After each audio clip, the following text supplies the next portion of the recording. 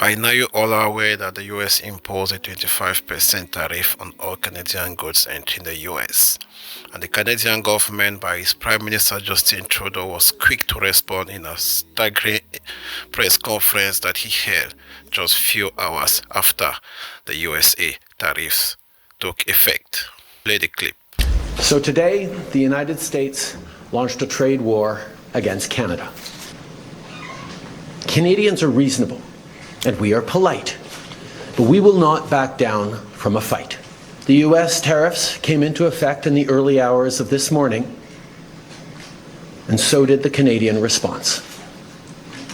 Canada will be implementing 25% tariffs against $155 billion worth of American goods, starting with tariffs on $30 billion worth of goods immediately, and tariffs on the remaining $125 billion of American products in 21 days' time.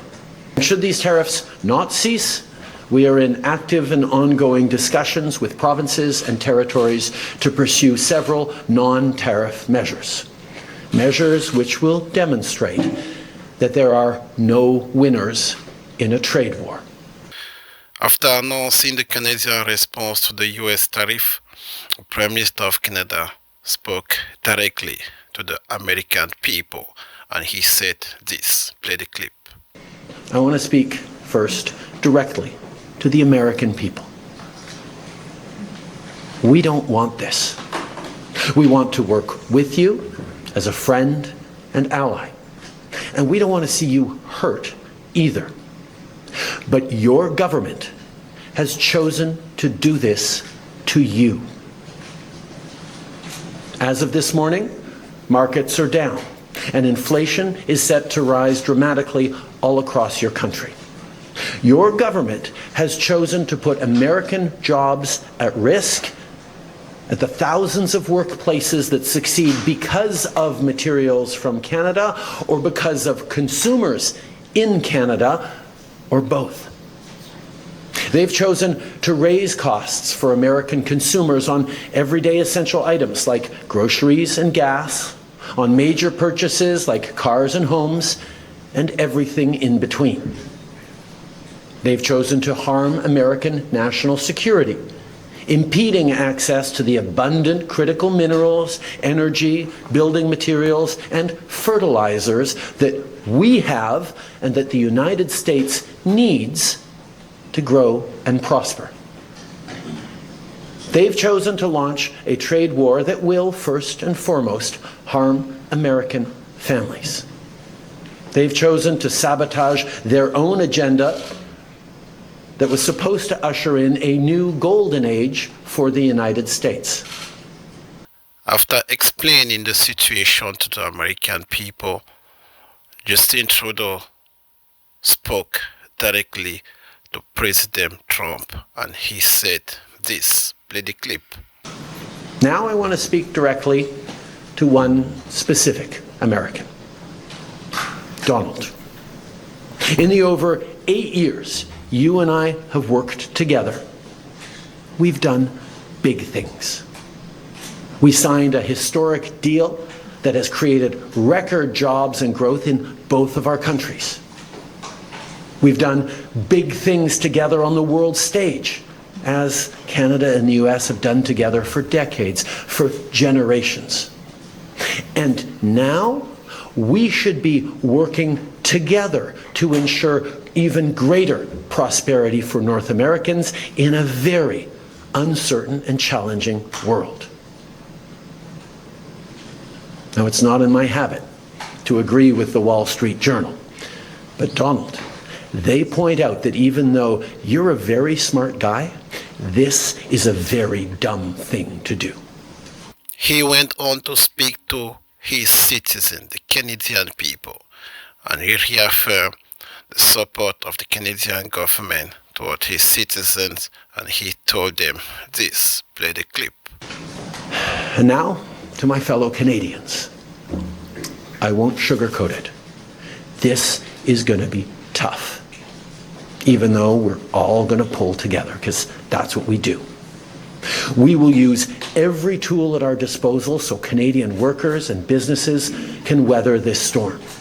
From expanding EI benefits and making them more flexible to providing direct supports to businesses, we will be there as needed to help.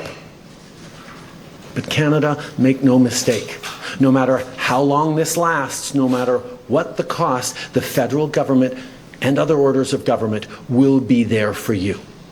We will defend Canadian jobs. We will take measures to prevent predatory behavior that threatens Canadian companies because of the impacts of this trade war, leaving them open to takeovers. We will relentlessly fight to protect our economy. We will stand up for Canadians every single second of every single day because this country is worth fighting for. It's not only the Canadians that responded to the tariff imposed on them. The Chinese government was also quick to respond with their own tariff imposed on American goods entering China. Play the clip. We've seen some of these countries retaliate with tariffs of their own. China, for example, retaliated by announcing 15% tariffs on chicken, wheat, corn, and cotton imports from the United States. They also announced a 10% tariff on soybeans, pork, beef, and other various goods. In the next clip, you are going to see what the Canadian government and companies are planning to do with American product. Play the clip. Walk us through what's been done out of the gate in response to these US tariffs. And Paula, what more could come from Canada? So what is Canada doing? Well, it is hitting back with 25% tariffs on goods like meat and vegetables, dairy products, alcohol. Think about it, Becky.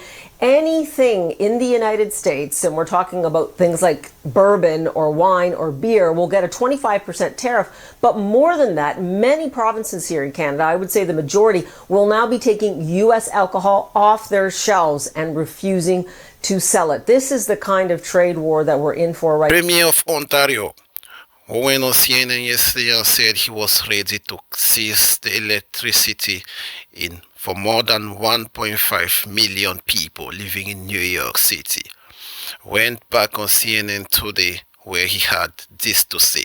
Play the clip. Canadians aren't usually the types to get angry, but how mad are Canadians this morning? They're absolutely livid. They're furious because we look at the United States as our family. We're one big family. We've stood shoulder to shoulder in wars and every other crisis there is. We love the American people, but unfortunately, the president has gone sideways on ourselves. And you know, we power, Ontario powers 1.5 million homes and businesses in New York, in Michigan, in Minnesota. I've talked to all three governors. I want to ship more electricity. I want to send more critical minerals, but I will not hesitate to use every tool in our toolbox to protect Ontarians and Canadians across the board. I've never seen patriotism run so wild across our country. Right down to the grocery aisles, people refuse to buy American products. This is not right. We love America, we love the people, and the president needs to be stopped. The CNN polling expert presented staggering figures today on CNN concerning the president. Play the clip. We'll look at overall approval rating, and we're going to look at it presidents at this point in their presidency, right?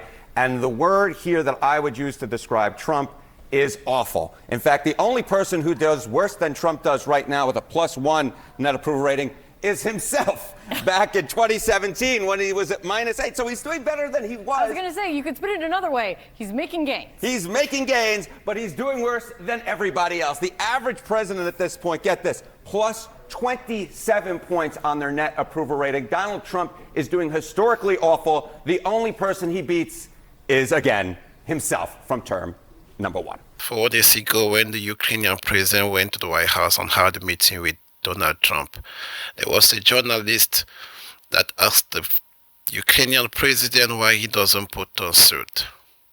He went on a national television today where he was asked why he asked that question to the president of Ukraine. And he had this to say.